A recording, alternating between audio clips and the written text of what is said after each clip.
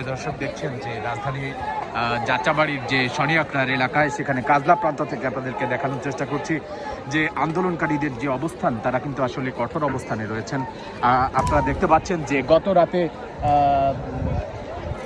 হানিফ ফ্লাইওভারের যে টোল প্লাজায় যে অগ্নিসংযোগের ঘটনা ঘটেছিল, তার কিন্তু রূপরেখা এখনো পর্যন্ত বাস্তবায়িত আছে। আপনারা দেখছেন যে মেঘাচ্ছন্ন আকাশে কিন্তু ধোঁয়ার কুণ্ডলী পাকিয়ে উঠছে এবং রাজধানী ঢাকা কিন্তু ক্রমশই উত্তাল হয়ে উঠছে। আমরা আপনাদেরকে আরও দেখানোর চেষ্টা করছি যে এই ধোঁয়ার কুণ্ডলীর মধ্যে কেউ বা ককটেলের